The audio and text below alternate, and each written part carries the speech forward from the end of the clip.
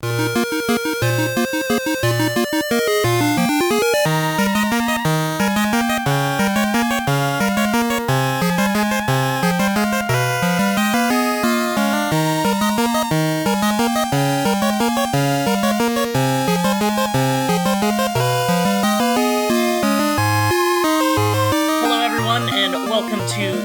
Full Restore, the only Pokemon podcast ever that's ever existed. My name's Matt, and with me today I have Dragonflies from the Dragonfly Cave, one of the longest-standing Pokemon fan sites. Hello. Hello. It's called the Cave of Dragonflies, actually. Oh my god. Dragonfly Cave is your Twitter name, right? Yeah. Yeah, that's why I always manage to mix it up. Cave of the Dragonflies. Cave of Dragonflies was too long to be a Twitter name. Right, yeah, I always forget that there's, limits, because, no one really does the long usernames like that. Mm-hmm. So yeah, how long have you had that website? When did you open it originally? November 2nd, 2002, when I was 12 years old. Oh my god. Yeah, that's quite a while ago. I think that was before I was even regularly using the internet. I'm not that much. I think I'm about a year younger than you, but I wasn't really online on anything, even Pokemon websites, until 2002, 2003, around that time. So what was originally on the site when it first launched? Because it's kind of expanded to a lot of different things now. What I started with was some game tips. Not sure I had any art except for this one Pikachu that I drew and was really proud of and just had at the bottom of every page. Then it had just random ideas that I'd had, the truth about Red, Blue, and Yellow, where I went over kind of rumors and misconceptions and went it's actually like this. I had a page comparing whether you should get gold or silver. It was all just kind of random game stuff that no one was really head covered. that I came up with mostly when I was browsing other Pokemon websites, and I was I wish somebody had this. Right. I mean, yeah, I guess that was really the kind of the best way to do it back then. It's so much the environment of websites in general, but specifically Pokemon websites is so much different now, because everything's based around social media.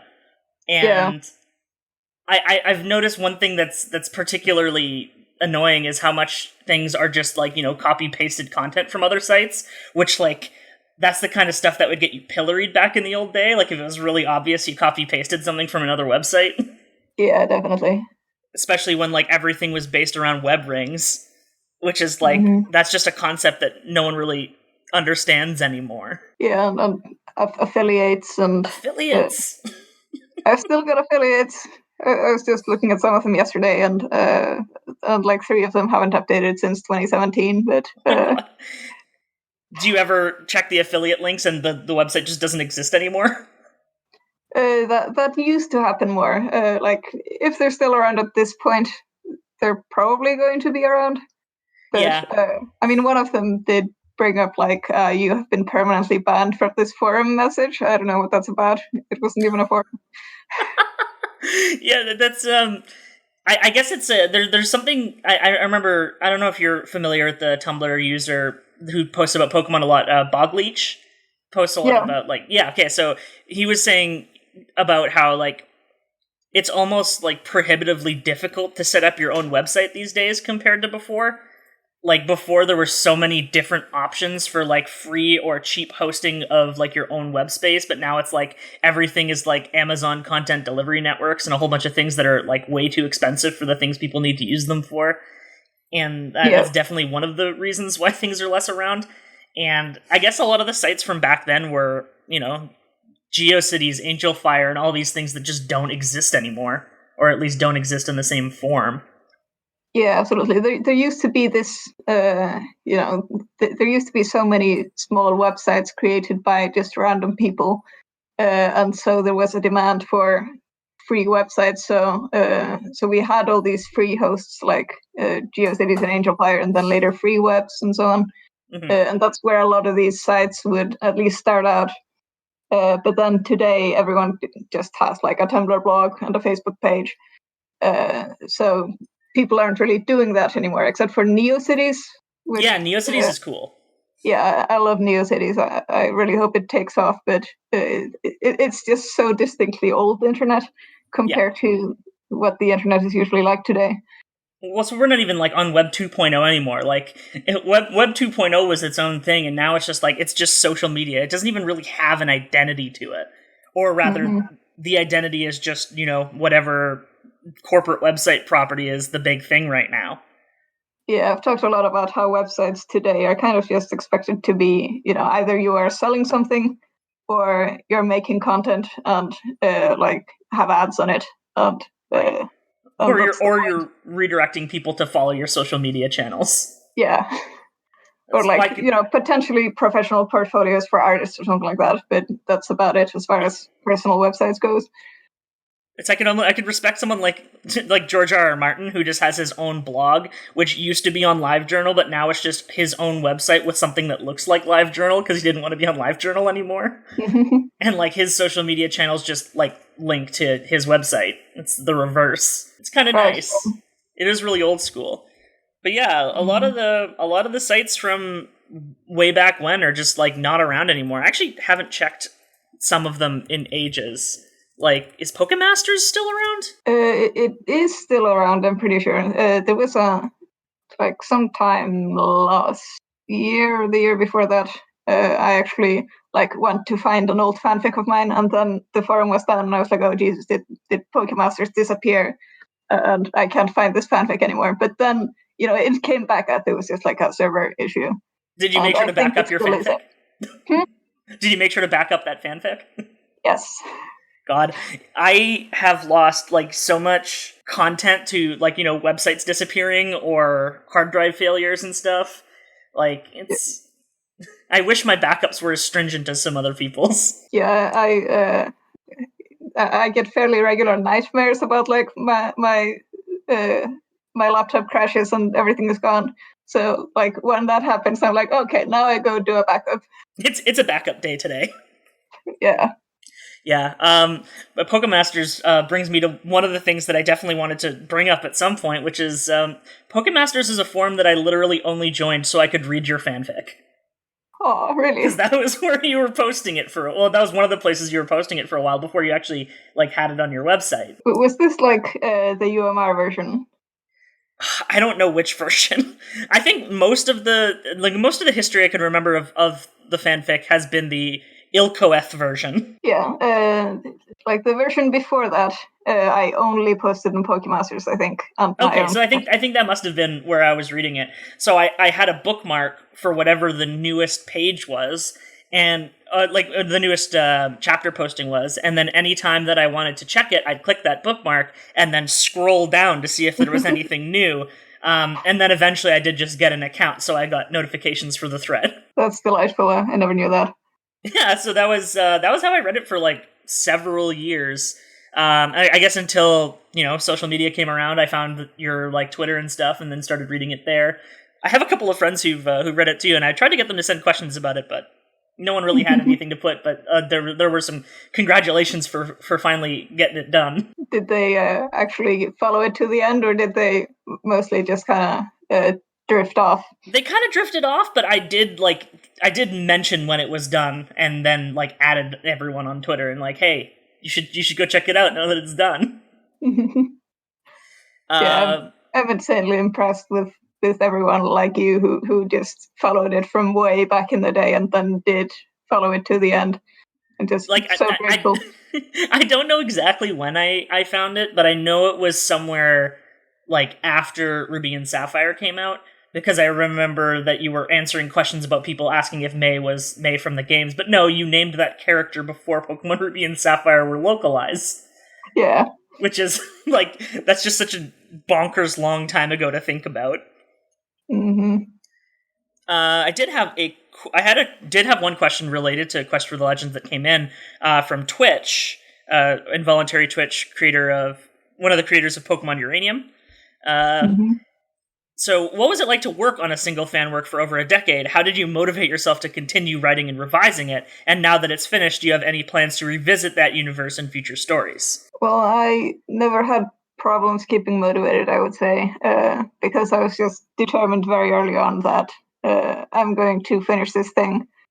So from there, it was just pretty much going and writing it. And even when there was one chapter that took over a year, even then I was still working on it the whole time and was very excited about it and about the entire rest of the fic. It just took a while. Which chapter was that? Was that one of the later ones, I assume? Yeah, it was chapter 64. Then chapter 65 also took a year. But that one I was like putting off because I had to do some annoying rewrites of the entire battle that was in it. And it was annoying. But like at no point did I ever consider like ditching it. That's some good determination. But yeah, no, I guess if you have that drive early on, then it's really especially if it's something that I guess if I've ever like lost a project, it's usually for something that I just like, can't do or have very high, like there's something with a learning curve, like making a game or something, and that's where I get lost somewhere along the way. And it's like this is like so many levels above my ability level, but something with writing, it's like you're just, I guess it's a very linear improvement curve. So you just revise it when you get to a certain point that you're doing better with it. Mm-hmm. Well, I mean, I did get to a point where I kind of was considering starting over with like the next revision, but ended up not doing so because I had like a poll and everyone was like, no, continue this version. And I was like, well, okay. They wanted to see the end of the story. Yeah, and I am glad I did continue with this version ultimately, even though like the whole first half of the fic is really silly and embarrassing. And the next revision that I started genuinely was way better. It would have been way better, but I am glad that I pressed on anyway and just wrote it to the end, because otherwise you kind of can get stuck in this just rewriting it again, and then you never get anywhere. Do you have any like will to revisit it now to do another revision, or is it just done now? I do want to. It is like lower priority now that I've finished it once. I want to rewrite chapter 76 because there are bits that I wasn't quite happy enough with in that that I really want to do better. But so I might do that, and then at some later point do a more proper revision of the whole thing. But like there are a lot of other things that prioritizing over doing that. So I will probably first like rewrite more fic, one of my other fics. Yeah. And write some other things that I've been meaning to. So I need to put a reminder down to actually read more fic because I never did get around to it. Oh, really? I'm just gonna put a little note for myself. There we go. I will read that later. Did you know that there is a reference to Quest for the Legends in the game Pokemon Uranium? Yes, I did see that. It's very good. I really like that. That was another part of Twitch's question. Is just they wanted to know if you were aware of that. Mm-hmm.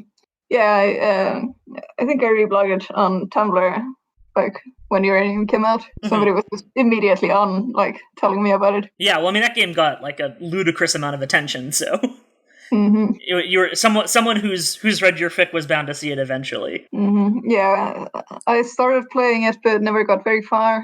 So most of my playtime in it was when it was in demo, so I really do need to actually visit the final version eventually.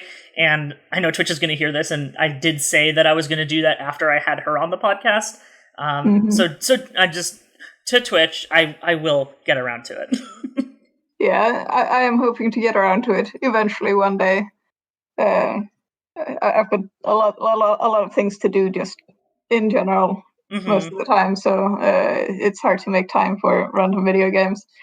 I say while making time for writing an entire blog about Breaking Bad, but okay. Those posts are so long. They're very good, though. I actually have been reading those. I have a question from Apple Appin on Twitter. There's been thousands of fan sites throughout the years. Why do you think yours has been one of the few that's lasted? What about Pokemon keeps you coming back to it? I think this is the same answer as like why I was writing the same fanfic for 18 years. It's just stubbornness.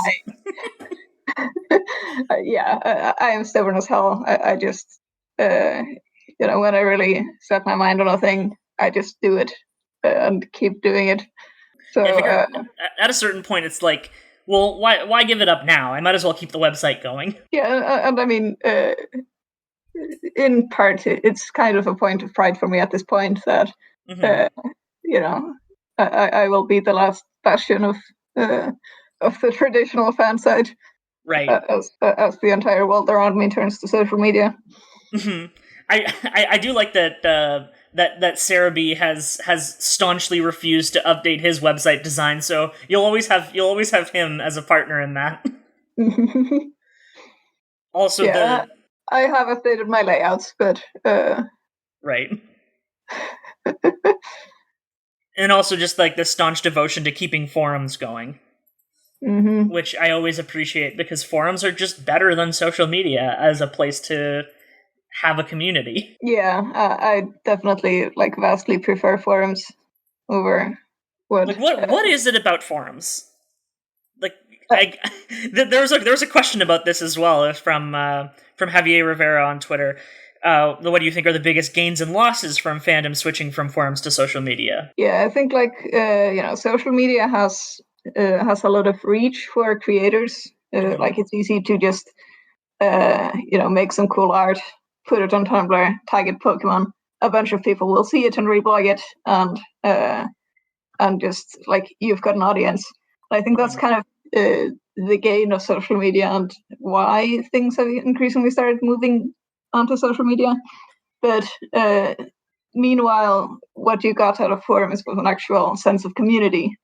You would have a single forum and the members of that forum, and you would get to know them reading their posts, and it was the same people, and new people join and get sort of initiated into this culture in place on the forum, and it's just a much bigger sense of an actual community, social group kind of thing than you get on social media. Yeah, I think one thing that's also really nice about it is just kind of a measure of control over your own space. Yeah, because that's one thing you really lose with being on larger websites is you have the larger reach, but you have absolutely no control of your own environment. I mean, the closest thing we have to that now is a good Discord server. You can have a pretty insular community with your own control there, but it's still on a platform that's big and spread out, and anyone can join it. But I do think that it's kind of a community format that is a lot more similar to forums than larger social media. Yeah, it's been kind of nice. I think I agree with that. Yeah. One thing that's also not necessarily for everyone, but for a lot of people with the switch to social media is it's a lot less anonymous. Yeah. I am so used to knowing people entirely by their usernames from forum times that it was kind of it was almost strange to now be in a part of the in an era of the internet where I generally know people's names when I talk to them. Yeah, that is super weird. I know when you were on the last project, I think that was last weekend on their stream. You were talking about how the early internet was a lot of us you get a lot of default male assumption because just no one knew anything, so they're just person who's posting about Pokemon and the math equations around Pokemon. Oh, that's got to be a guy. Yeah, and so your real name never used to be attached to anything, and there used to be even this whole thing of you don't give out your real name on the internet, which is just completely gone now, really, because it's so gone. On social media, you just you're expected to be under your real name, and I'm still not entirely over that. For me, I don't actually know your name. You've always just been Dragonfree to me, or Anti-Aliasis. Yeah, for me, kind of creating my own identity as I'm Dragonfree, and this is what I do. This is the avatar that I have, and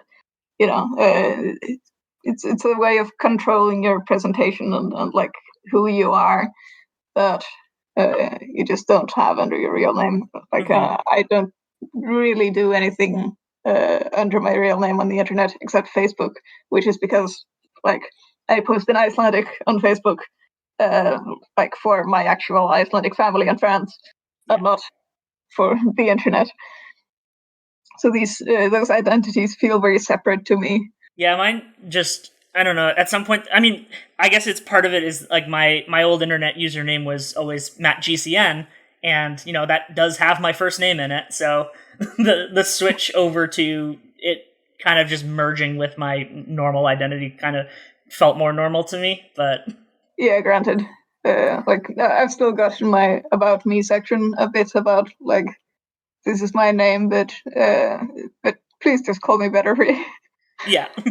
So one thing that's persisted in popularity on the site that's always been kind of big has been the favorite Pokemon picker. Mm-hmm. So that's something that you update it like every time new Pokemon are out, and I know you were with it this time you were kind of struggling to get a unified format for it because they changed like some of the designs and not all the new models were out. What did you end up settling on with that again?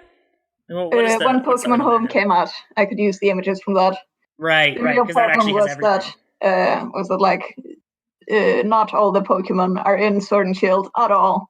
So I couldn't just get like rips from Sword and Shield, because all the other Pokemon would just have to be something completely different, and I hate inconsistency. So yeah, because like the models have like more like highlights and lowlights on them, so they don't look quite like the 3DS ones.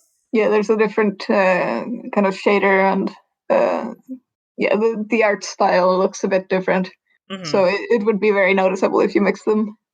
Is that like a lot of the traffic on your site, is the Pokemon picker at this point? Probably. I haven't, I used to have Google Analytics, and then I removed it because the GDPR came out, and I was like, I'm going to not have an annoying pop-up. You don't have to have the pop-up, yeah. But I expect it is a lot of the traffic, yeah. I think it's pretty much the most popular thing on the site now, more so than one of the most popular things used to be the What Pokemon Are You quiz, right. But people are doing a lot less of that now that they don't put it in their forum signatures and so on. Mm-hmm. I did the What Type Are You one recently, the one that has precisely 18 results. Yeah. And I did get the Fairy type on it. Nice. So who ends up at the top when you do the Pokemon picker? Charizard, and then Betterfree and Scyther, which that very much tracks. I know that. Before I even start doing the picker, I'm like, well, the top three are going to be Charizard, Betterfree, and Scyther, and then Dialga and Evolta or somewhere, and How high does Flygon get on your list? Oh, Flygon is there too. There's like, it used to be number 4. It kind of got displaced a bit. It's shifted down over time. A little bit, but still good. When I was just like looking through my downloads folder the other day, I found my my results from the last time I did it, which was somewhere during Sun and Moon. My top 5 are Trubbish, Drifloon, Scraggy, Swinub, and Whooper. just a bunch of little cute guys. I really love how a lot of people go like, "Oh, it's the garbage Pokemon," but it's somebody's favorite Pokemon. Like, it's mine. Yeah, he's very good. He's definitely one of the things that I want to put into the ROM hack that I started, because it's just. Which, like, I guess I haven't said that yet on this podcast. I started doing a ROM hack because being inside all the time is going to drive me crazy unless I find some kind of project. So I'm doing a Pokemon Crystal ROM hack. I've already added, like, moves and different types to it and stuff. I haven't done much Pokemon replacement yet. I just added one Fakemon named Dirt Quattro, the 4th legendary bird. Because I feel like that's the exact kind of energy I want to bring into this thing. Excellent. Which, yeah, Dorkquacha really, like, just, like, conceptually really makes me think of Multipart. Yeah. It's really like that, almost like Poke-God energy of Fakemon, where it's like, you know, a thing that someone would have tried to convince you at one point existed in the game. Mm-hmm. Yeah, when I made the original backstory for Multipart, it was literally about, like, you know, there was a mist stone, which was an actual rumors from the red, blue, and yellow days. Yes. That if you use the item finder like 100 times in Seafoam Islands, then you find the mist stone, and it can evolve any Pokemon into Pokegods. I did put a mist stone into my hack, but it was literally just to replace trait evolutions. Mm-hmm. Because that was one of the tutorials they had on the Pokemon Crystal hacking, is like, put in the mist stone. And I'm like, sure, why the hell not? Isn't that like basically just taking a Firestone and changing a couple of letters? Or more or less, yeah. Replacing like a dummy item and then adding its, like, giving it the property of an evolution stone and then going to the evolution list and actually putting it as an assignable property. It's, like, remarkably simple, but easy to mess up stuff. That's what I've learned rooting through the code of this game. Yeah, I think I'm thinking of like a Game Shark code that was supposed to be, you know, a Game Shark code for a mist stone, and what the Game Shark code actually did was just like change the name of the Firestone to put like an M instead of the F, and an S instead of the R, and a T instead of the E. Yeah, that makes sense. I mean, yeah, because like all Game Shark codes is like hex code replacement, which is basically all you're doing in ROM hacking anyway. Mm-hmm. Until like recently, where like they have the code all like laid out for you, and you can make like deeper changes. Mm-hmm. What is your favorite fake type that you like to apply to real Pokemon? So like let's say there was a sound type for Exploud or a gas type for coughing. Do you ever really get into fake types? My personal thing like that when I was like 12 years old was the heavy type. Nice. I really wanted a heavy type for like Snorlax and for moves like Body Slam. You know, I still think, you know, when Sun and Moon came out, I was like, oh, Mudstill could totally be a heavy type, and Heavy Slam is absolutely a heavy type move. Yeah. So, you know, it's still in the back of my mind. I don't like legitimately think it should be added, but I'm still fond of it. That's how I was with the sound type. Like, it's like something that like I know that they could probably make it work, but like there's a lot of weird logistics to something like a sound type, where it's like how is it tangible enough to assign like weaknesses and resistances to? What were the like the theoretical weaks and resists for the heavy type?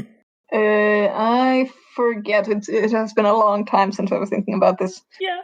I'm pretty sure water was super effective, because like if you're very, very heavy, you probably drown. Not assuming buoyancy with these guys. I guess not. I mean, be a fun reversal if they resisted fighting. Yeah. Make Snorlax just like unstoppable. Mm-hmm. Yeah, I think that may have been one of the things I was thinking. Yeah. One of the, I guess that was one of the things you had on your interactive type chart, is the ability to just like add types to it. Yeah. Which I always thought was really, really cool. And inspired me to make my own interactive type chart with like a whole bunch of fake types in it, which has been really fun to try to figure out how to make it into an actual website and not just a Google Doc, because I am not a good coder.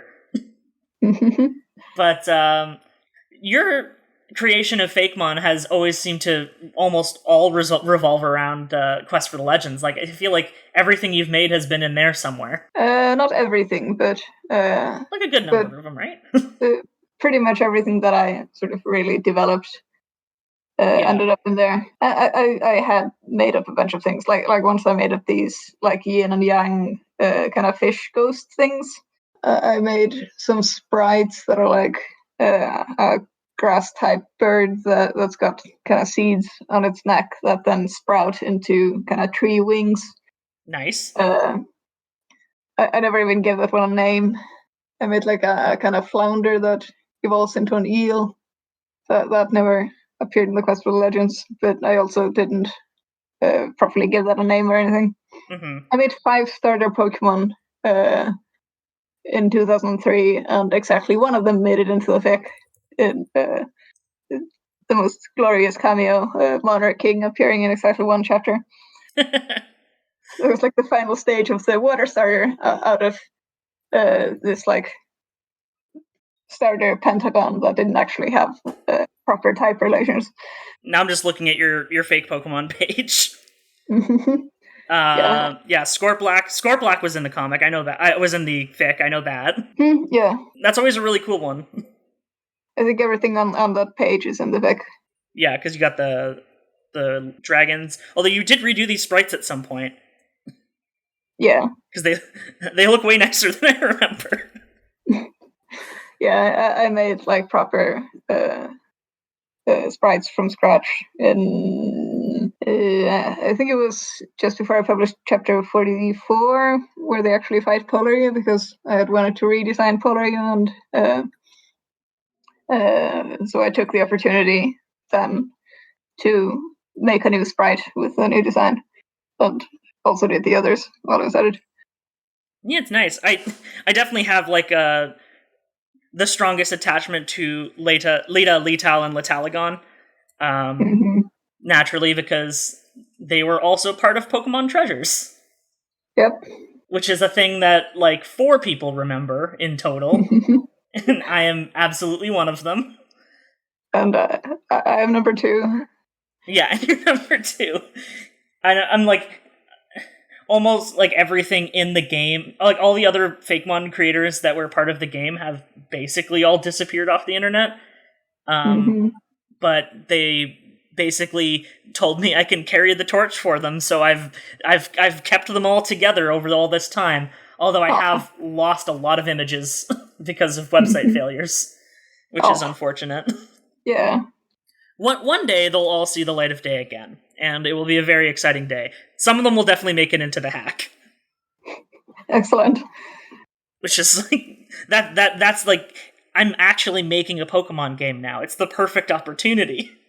I gotta get them in there. But yeah, no, they were always like some of my favorite characters in the fic as well. Them, and then May, and then also May's Tyranitar in particular was really good. Everyone should read Quest for the Legends. It's good. It's a good fic. I don't think you couldn't recommend it without a heavy disclaimer about just how 14 I was when I started it. But yeah. Yeah, no, I mean, I feel like when you're starting under the banner of Pokemon fic, then that's almost implied. Fair, I guess. That's the starting qualification. Like, you're about to read a Pokemon fic. Yes, it was very much launched in 2002. Yeah. But it was still cool to see it done, and it was still a good story. If you get through the first half and the various silliness contained therein. Yeah. I mean, sometimes silliness is just really nice. Yeah, I mean, silliness is good in its own way.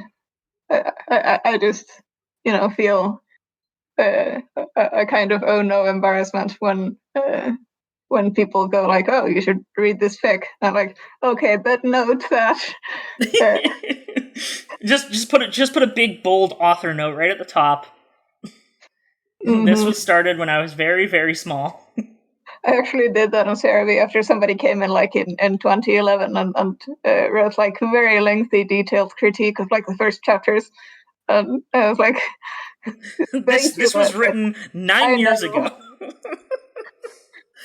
Yeah.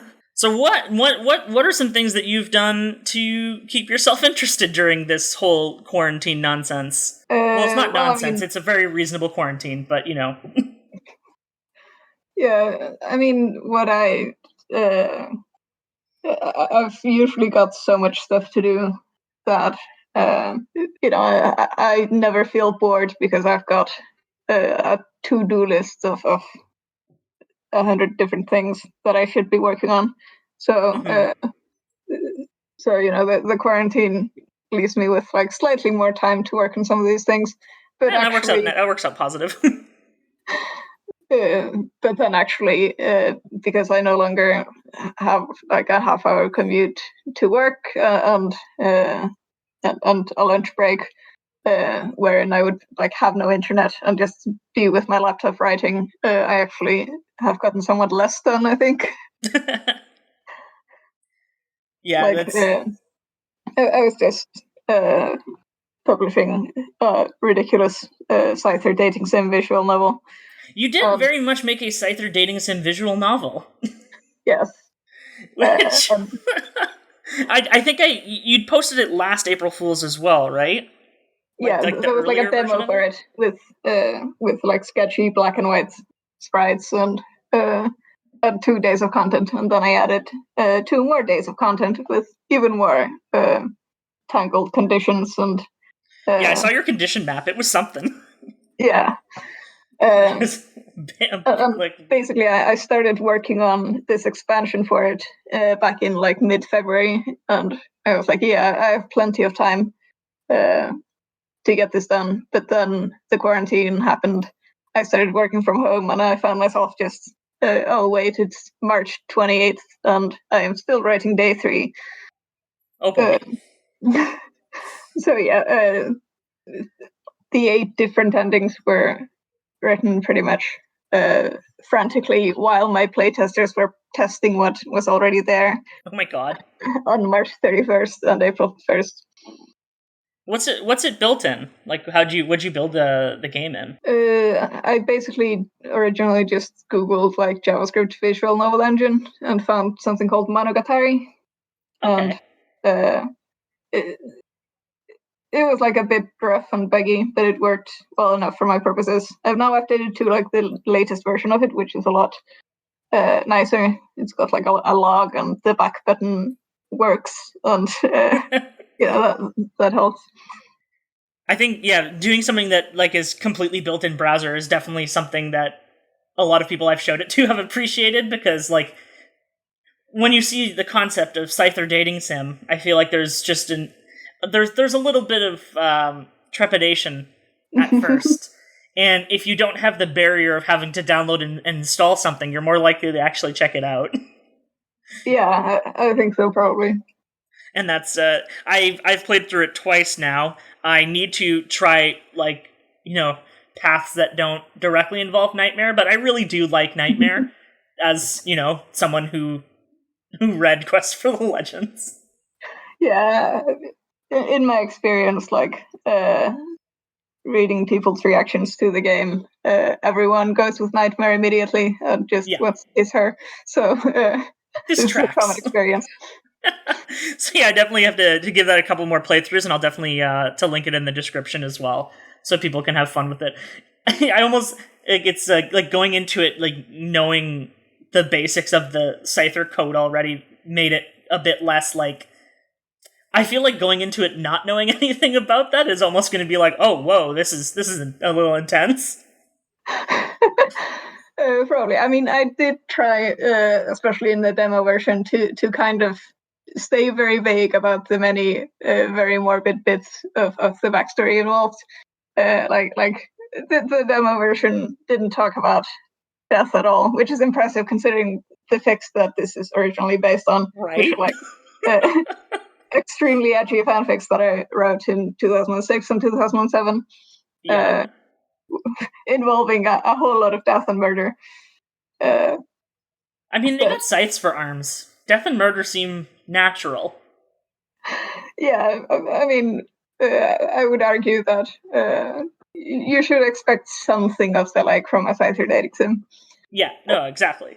I did get slightly more brave with this in the new content added now, so they do actually reference killing people, but it's still sort of intentionally toned down a bit. Mm-hmm. Nightmare did very much get her ass kicked in the first playthrough I did, so. Yes. Which, poor Nightmare. Mm-hmm. But yeah, definitely people should check that out and check out the Cave of the Dragonflies in general. Like I've always found it's just like it's a good resource, but it's a resource in a different way than some of the other sites where like you were saying, like it's things that you weren't seeing on the other sites. Like I know like Bulbapedia has based its catch formula articles off of your articles before. Because Yeah, you put a lot of time into those. Yeah, those are like I, not originally, but at a certain point, I got really into game mechanics and sort of exactly what's going on inside the game. Mm-hmm. And that's some of the content that I'm most proud of, is like analysis of the code and kind of making it into formulas and explaining what's going on with the formulas and like what does this actually mean,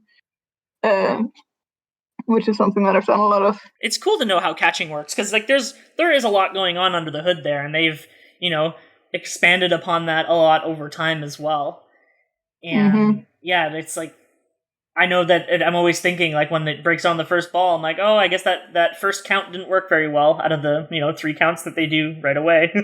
I really love learning that that when the ball shakes, that actually like stands for one shake check, and so it's actually like the Pokemon is trying to break out and succeeding or failing, and I think that's really cool. Yeah, it's just a really cool way to do that mechanic. Mm-hmm. Because if there wasn't shakes, it wouldn't be nearly as exciting. Yeah. If they just did one shake. Originally in Red, Blue, and Yellow, the amount of shakes was just directly deterministically based on your chance of success. Mm-hmm. Which is also cool. Like one of my favorite moments of working on content for the site was when I was analyzing the Red, Blue, and Yellow catch algorithm, and there was this whole weird thing that the game was doing to figure out how many times the ball should shake. And I was like, wait a minute, this is deterministic. Like, it just has a result that's based on some of the other variables. So that would mean that it always shakes the same number of times. And I was like, no, that can't be right. That's nonsense. So I actually went and fired up Yellow and like found a Pokemon and started throwing balls at it. And it actually turned out, well, it always shakes the same number of times. And I had never noticed. I don't think anyone had ever noticed. Like, I had never seen anyone comment on this.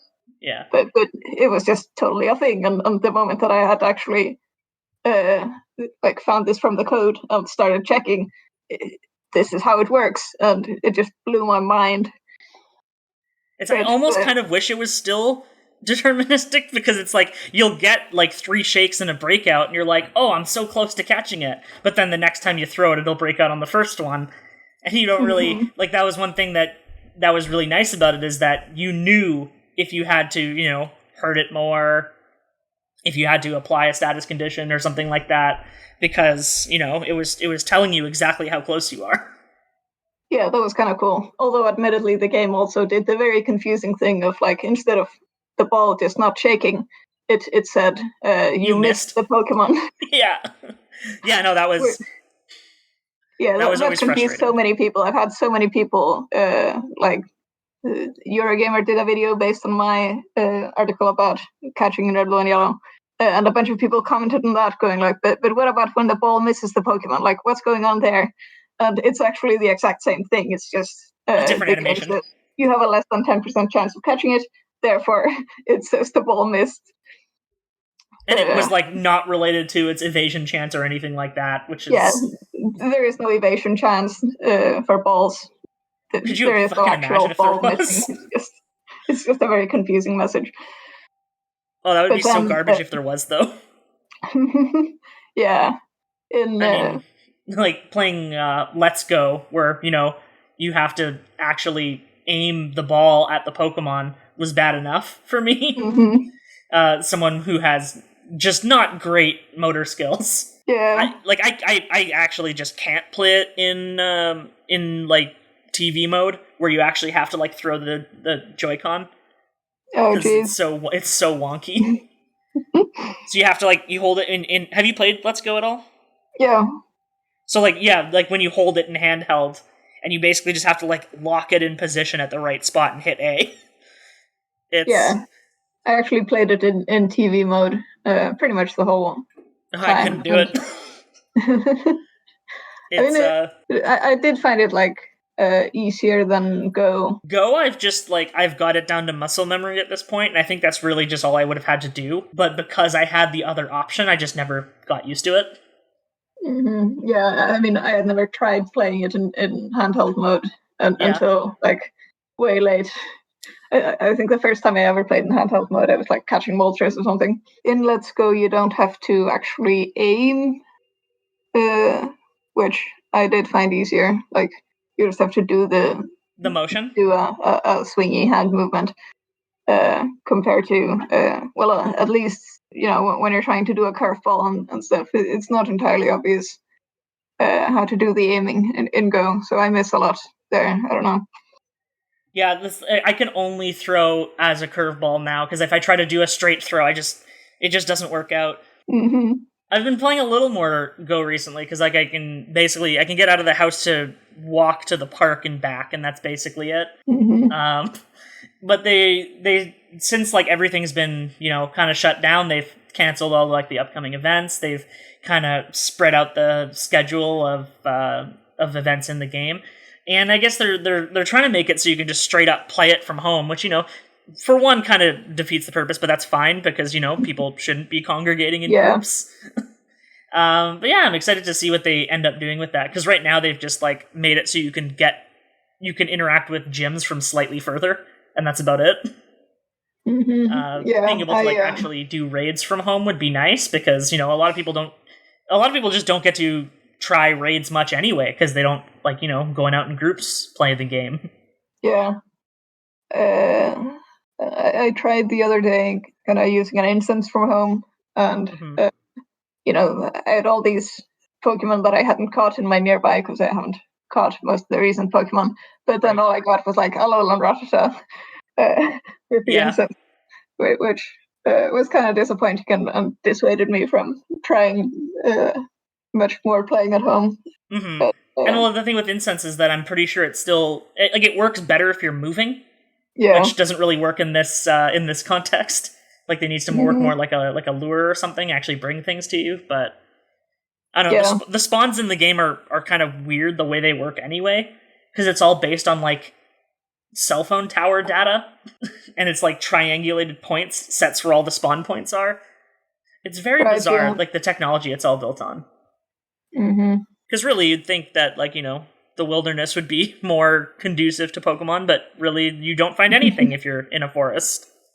Yeah, I remember going like trying to play Go in our summer house, which is like way in the Icelandic countryside. Nice. There was just nothing there at all. I really do want to see Iceland eventually. It does seem like a very pretty place. I mean, when you live in Iceland, it seems kind of mundane, but it's although it is like it's distinctive enough that when we're watching TV shows like Game of Thrones or something, you can just like point at the scene and go, "Well, that's Iceland." Yeah, that's I can do that with things that are filmed in Northern Ontario because of how the trees look. That's really cool. So, like, the movie The Witch that came out a couple of years ago? I'm not sure what movie that is, but... Yeah, it was filmed, like, maybe, like, 200 kilometers, like, southeast of where I was born, and you could just, like, you could tell by the forest if it was, that's where it was filmed. So, yeah, it's nice to be able to point out that kind of stuff. Mm-hmm. Yeah, I've heard that, especially if you live in like Vancouver, that just like basically every movie is filmed there. Oh yeah, there's a lot of cities that Vancouver gets to masquerade as. Same with Toronto. Mm-hmm. Like every once in a while in Toronto, you'll see that they've set up like a New York subway station entrance, because that's the thing that they'll put there to make it look like New York, is just the entrance to the subway with their specific signage. And you're like, oh, guess they're filming a New York thing in Toronto this week. But yeah, I think that's a good enough place to leave it today. Don't need to extend it past Pokemon discussion too much. Mm-hmm. So this has been Elite Full Restore, and do you want to plug anything that hasn't already been plugged? Did you know that in the second generation games, I was actually going to say this earlier, the way that the wobbling worked there, that was actually just they first decided if you catch the Pokemon or not, and then they like did a separate random number to decide how many wobbles it would be. Oh, that's just evil. That's cruel.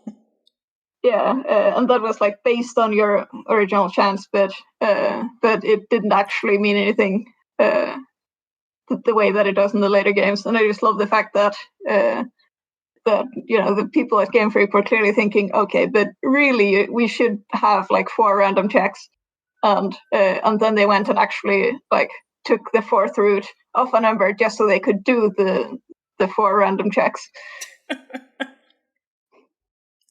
So where can people find you online? Well, I've got a personal Twitter account at like anti-aliases is how I pronounce it, but you would probably say anti-aliases. Yeah. Ending in IS. My website's Twitter account is at Dragonfly Cave. I have a personal Tumblr as well, also anti-aliases. And the website has a Facebook page, technically. I don't like using it much because Facebook is mostly just like trying to make me buy boosts Ads for my posts to make more people see them. Yeah, they love to do that. Yeah. And then, of course, you can find the actual website, dragonflycave.com. Yes. So definitely check it out. It's one of the last and it has a forum. And it has a forum. If you miss forums are real. They still exist. You can join my forums. Yes, definitely. And another plug just outside of the podcast itself, there's a extremely large VGC tournament running right now to make up for the fact that like all the events have been canceled. It should still be running by the time I get this up because I am just going to edit this today. So go check out Wolf Glick's Twitter, Wolfie VGC, and you can go watch. They're doing like streams of different battles. I think they're in Top Cut right now.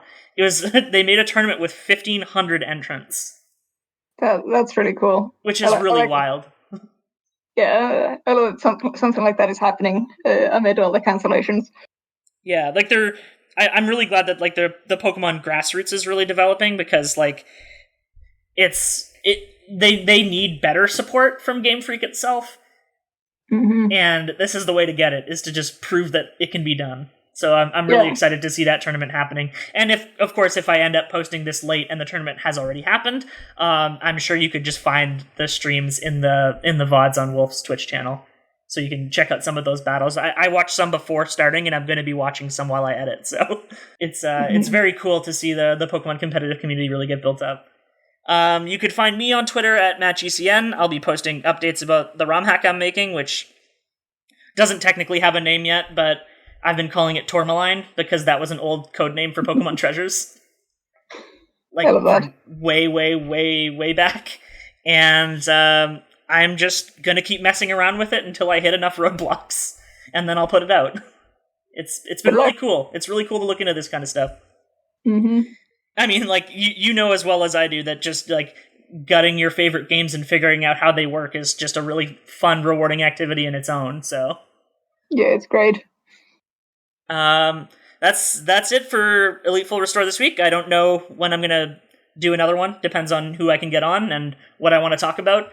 If you guys have any ideas about people I should have on or anybody that I should approach or Pokemon-related topics to cover, I'm all ears. I'll take any suggestions. I have a lot of free time right now, so I can get people on to do pretty much anything. So I'll figure it out. I'll get something done.